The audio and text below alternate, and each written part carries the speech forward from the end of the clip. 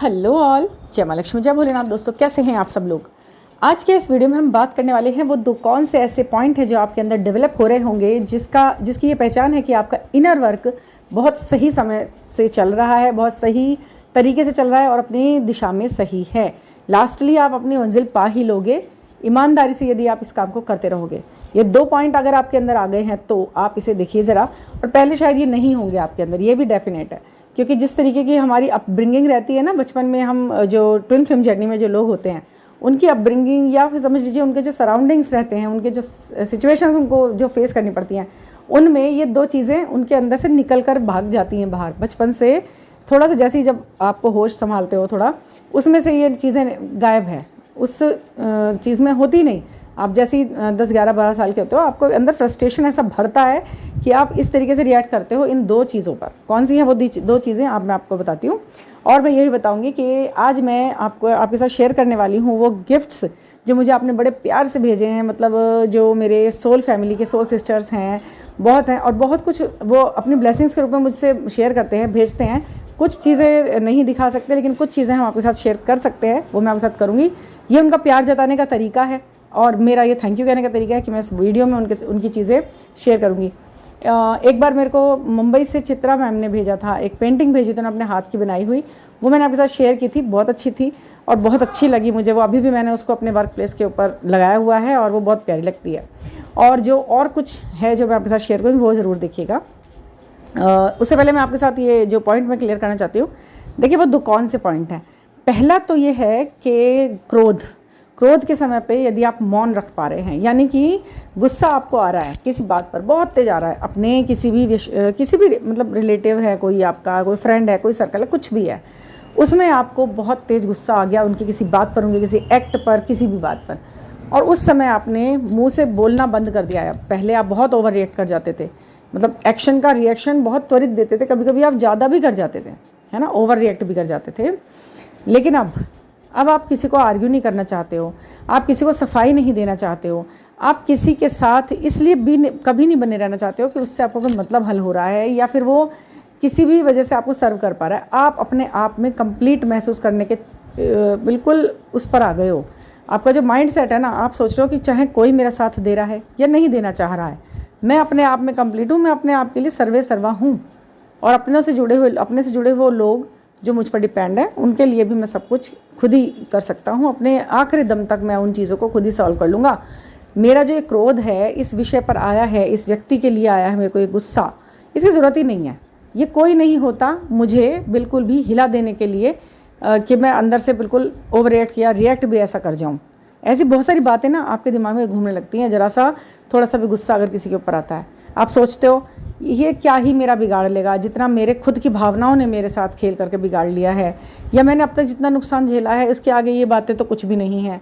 इस तरीके के बड़े बड़े थॉट, इस तरीके के बड़े बड़े दार्शनिक विचार आपके दिमाग में आ जाते हैं और वो क्रोध जो है उस समय आपको मौन कर देता है। आप किसी के साथ रिएक्ट नहीं करना चाह रहे कि ठीक है चुप रह जाओ। मतलब बहुत सारी बातें मन में आई किसी स्थिति विशेष को देखकर और कुछ भी नहीं निकला मुझसे, कहना ही नहीं चाहा। और पहले वाले आप ऐसे नहीं थे, पहले वाले आप ऐसे थे कि तुरंत बोलना कि अरे ये क्या हो गया, ऐसे नहीं था, मैंने नहीं निकला। आप सफाई भी देना पसंद करते थे, आप बहुत ज़्यादा मतलब हर चीज़ को एकदम एक्सप्लेन करना चाहते थे लोगों के प्रति कि नहीं ऐसा नहीं था, वैसा नहीं था, ये मैंने नहीं सोचा, ऐसे मैंने नहीं किया, ये बहुत सारी बातें। तो ये सब ख़त्म हो गया है, मौन आ गया है। क्रोध की जगह मौन ने ले लिया है। जितना ज़्यादा गुस्सा उतना ज़्यादा लंबी खामोशी, है ना, ऐसा। तो आप समझ लीजिए और ये भी देख लीजिएगा कि बहुत गुस्से में ना आपकी वॉल्यूम भी धीमी हो जाती है। अब आप सोचते हो चीख चिल्ला के किसी बात को मैं साबित तो नहीं कर सकता, ना कर सकती और ना करना चाहिए, ये तो सही तरीका भी नहीं है।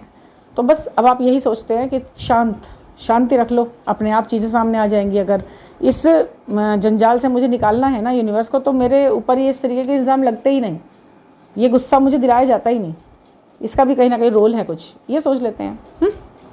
एक्सप्लेन कर दिया मैंने काफ़ी अच्छे से, क्रोध पर काबू कर लिया है आपने, ठीक है। सेकंड कौन सी चीज़ है, समस्या आ गई आपके सामने, कोई बड़ी बुरी तरह से आप परेशान हो गए, अब मैं क्या करूं, ये सिचुएशन फंस गई। अब उस समस्या के समय चेहरे पर मुस्कान, मतलब मुस्कान सिर्फ चेहरे पर नहीं है, वो भावनाओं पर भी है, शांति है वहाँ पर। समस्या के समय भी जो आप ना चेहरे पर ऐसे आंखें आईब्रो ऐसे सिकोड़ के, परेशान हो के, चेहरे पर पूरी तो दुनिया का दर्द ले करके आप ऐसे नहीं जा रहे किसी के सामने, आप स्माइल कर रहे हो। आपको देखकर कोई जान ही नहीं सकता मन में कितना सैलाब चल रहा है, ऐसा होता है ना। और पहले आप बिल्कुल हाथ पैर पटकना शुरू कर देते होंगे गुस्से में, नहीं लड़ाई मतलब समस्या है, ये है वो है, मैं परेशान हूँ, मैं क्या करूँ, इधर जाऊँ उधर जाऊँ, इससे हेल्प मांगूँ उससे हेल्प मांगूँ, किसी भी तरीके से ये जो सिचुएशन है इसे ठीक करना है मुझे। आप भागते थे, मांगते थे, हेल्प मांग लेते थे, बहुत ज़्यादा आप कुछ ना कुछ ऐसा करते थे कि कहीं ना कहीं किसी ने इस तरह ये समस्या सुलझ जाए बस। लेकिन कई बार अपना मतलब शॉर्ट टेम्पर भी हो जाते थे समस्या के समय पे, किसी ने कुछ कह दिया तो अरे झुंझला गए, उसी के ऊपर ही मतलब कुछ ना कुछ है ना। और एक समस्या के प्रति हुआ नहीं कि सारे आगे के 10-15 काम आपने हेल्ड कर दिए, ख़राब कर लिए, अब बस टेंशन में ही 24 घंटे लग रहे हैं, रात दिन एक ही बारे में बात सोचे जा रहे हैं। लेकिन अभी क्या कर रहे हैं आप समस्या तो आई है लेकिन एक मुस्कान के साथ, एक सिंपल सी हंसी के साथ, मतलब एक शांति, एक गंभीरता के साथ उससे लेके कि अगर ठीक है आई है तो कुछ सिखाने ही आई है और सिखा के चली जाएगी, मैं ही हूँ जो सीख लूँ, या तो ठीक है नहीं तो नहीं, क्योंकि ये तो ऐसी ही रहनी है, ये तो टाइम पे ही सही होगी, डिवाइन टाइमिंग भी तो एक चीज़ होती है ना। तो इन सब चीज़ों को आप इतना अच्छी तरह जान चुके हो ना कि आपको आज पता है किसी के साथ क्यों हो रहा है ऐसा, या मेरे साथ ऐसा क्यों हो रहा है, कब तक होगा, ये सब पता चल चुका है। अब कोई ग्रजेस नहीं रह गए मन के अंदर। तो ये जो 2 चीज़ें आई ना, क्रोध के समय मौन, समस्या के समय मुस्कान चेहरे पर, ये आपको डेवलप कर रही है। अगर ये चीज़ें हैं तो आपको पूरी तरह से ये लेके चल रही जर्नी। और किसी भी जर्नी में यदि आप ऐसा अपने अंदर बना पाते हैं ना, तो ये आपका एक बहुत फुल्ली इनर वर्क के रूप में होता है। ये आपका इनर वर्क है, ये बहुत प्यारा सा इनर वर्क कंप्लीट ले जाता है जो आपको करते हुए। क्योंकि ये 2 चीज़ें तो ना बहुत ज़्यादा सो कॉल्ड आपके गुरु लोग जो आपको बता रहे हैं वो भी नहीं कर पाते। आप दे के देखिए, आप उनकी फ़ीस कम दे के देखिए, आप उनको थोड़ी देर के लिए ज़्यादा सवाल करके देखिए, आप उनको अपनी प्रॉब्लम समझा के देखिए, कितनी देर वो पेशेंसली आपकी बात सुन पा रहे हैं। आप पीछे चला जाएंगे, बातें करते हैं लेकिन नहीं, वो आप पेशेंसली आपको सुन नहीं सकते, नहीं समझ सकते। तो वही चीज़ है ना, आप समझ रहे होंगे उस चीज़ को। बातें करने के लिए कुछ और है, वो हाथी के दांत वाले, और दिखाने के लिए कुछ जो होते हैं और खाने के लिए कुछ और। इसी तरीके से यहाँ पर प्रीचिंग तो बहुत करते हैं यहाँ पर चैनल वाले। अब आप सोचेंगे कि ये खुद कैसी होंगी, तो मैं खुद कैसी हुई है तो आप जब आप मुझसे सेशन लेंगे तभी पता चलेगा। बाकी ये सब बातें तो मैं आपको बता देती हूँ, क्योंकि मैं कभी भी वो नहीं बात करती जो कि मैं खुद नहीं फॉलो कर रही हूँ। ऐसा कुछ नहीं होता है, हम कर ही नहीं सकते उस विषय पे बात, हमें अधिकार ही नहीं है। ये भी एक गलत काम है कि हम खुद कुछ कर रहे हैं और लोगों से और कुछ करने के लिए बस कहे जा रहे हैं, है ना। हमें उस पर खुद बहुत अच्छी तरह चलना पड़ता है जो हम दूसरे को सिखा रहे हैं, बहुत अच्छी तरह। तो ये एक सबसे बड़ा इनर वर्क का एक तरीका है। तो अब ये सारी बातें हैं, और हर सिचुएशन, हर इंसान, हर स्थिति, हर परिस्थिति सिखाने आई है। आपको एक सच पता है, आज मैं आपको एक सच बताती हूँ। इस लाइफ का एक सच ये भी है मतलब कि हर रिश्ता, हर इंसान यहाँ प्यार देने नहीं आया, हर रिश्ता, हर इंसान यहाँ लेसन देने आया है। ये बात आप हमेशा ध्यान रखिएगा। ये बात जो मैंने बोले, मतलब ये एक तरीके से सार समझ लीजिए ज़िंदगी का। आपसे जितने लोग दुनिया में जुड़ेंगे ना, आपको कुछ ना कुछ सिखाने आए हैं। वो आप सोच रहे हैं कि वो प्यार दे देगा मुझे, वो मुझे संभाल लेगा, वो मुझे समझ जाएगा, ऐसा कुछ नहीं है। आप भी तो किसी की ज़िंदगी में लेसन देने के लिए गए हो ना। जब भी तो ऐसा होता है कि जो आपसे प्यार कर रहा है आप उससे प्यार नहीं कर पा रहे होते हो, है ना। और जिससे आप प्यार कर रहे हो वो आपको वो वैल्यू टाइम नहीं दे पा रहा है जिसको आप डिज़र्व करते हो, जो डिज़ायर है। तो क्या है ये, हर इंसान, हर रिश्ता आपकी ज़िंदगी में लेसन देने तो आया है कि अकेले चलो, अकेले रहो, अपने आप में रहो। बहुत कम लोग ऐसे हैं जहाँ दोनों तरफ से प्यार बराबर एक दूसरे को मिलता है और वो एक दूसरे के साथ बहुत खुशी खुशी लंबा समय जीवन जीते हैं, बड़ी वफादारी के साथ, हर खुशी के साथ। बहुत कम लोग ऐसे दुनिया में लकी होते हैं। शायद वो बहुत असेंड सोल होते हैं और उनकी जो वाइब्स होती हैं ना, वो दुनिया को, पूरी दुनिया को प्रफुल्लित करने के लिए काफ़ी है। यही है। तो यहाँ जो मैं बोला है मैंने आपसे, ये बहुत ज़रूरी है आपका समझ लेना कि लेसन, इंसान मत सोचो ये लेसन आया है, अच्छा अब ये कुछ देगा, क्या सिखाएगा, देखते हैं क्या सिखा के जाएगा, क्या छाप छोड़ के जाएगा मेरी ज़िंदगी में। इस तरह रखोगे ना तो इमोशनल जो हर्ट होते हैं ना वो नहीं होंगे। थोड़ा सा इमोशनल हर्ट होने से बचना है तो इस तरह से दुनिया में लोगों को देखना शुरू कर दो। बाकी आज मैं आपके साथ जो शेयर करने वाली हूँ वो आपको दिखाती हूँ मैं क्या क्या आपके साथ मैं शेयर करती हूँ। चलिए मैं आपको दिखाती हूँ पहले। हेलो ऑल, जय मां लक्ष्मी, जय भोलेनाथ। दोस्तों देखिए, आज मैं आपके साथ वो शेयर करने वाली हूँ, वो गिफ्ट्स जो उन्होंने मुझे बड़े प्यार से भेजे हैं, जो अपना सोल का कनेक्शन मुझसे मानते हैं, और उनके लिए बहुत थैंक यू करना है, इसलिए ये तरीका निकाला।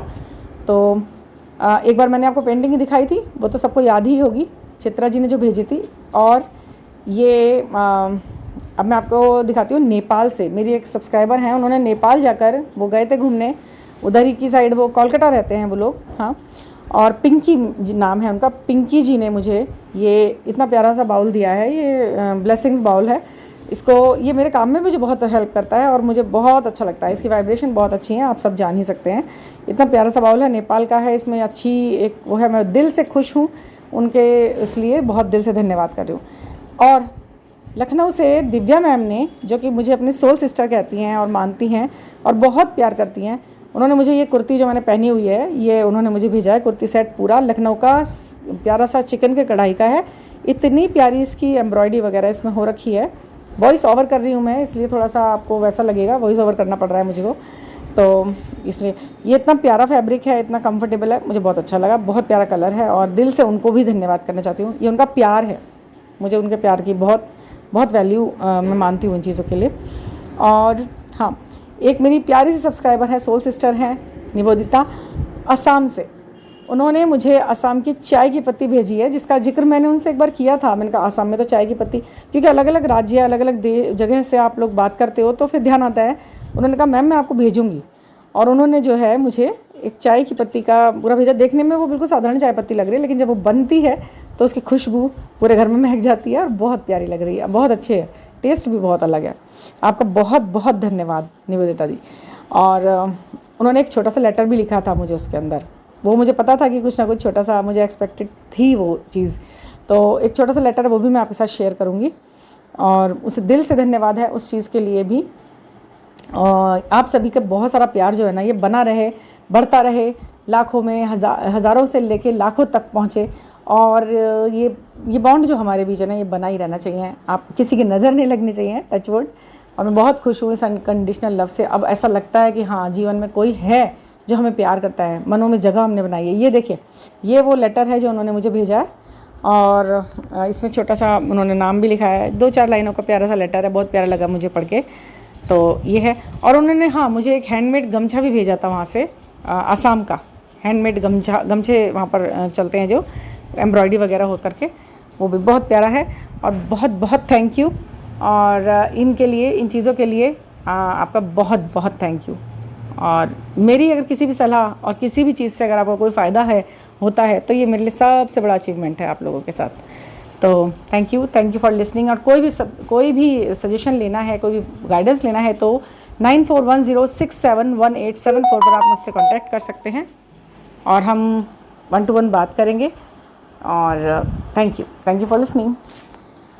Please subscribe the channel.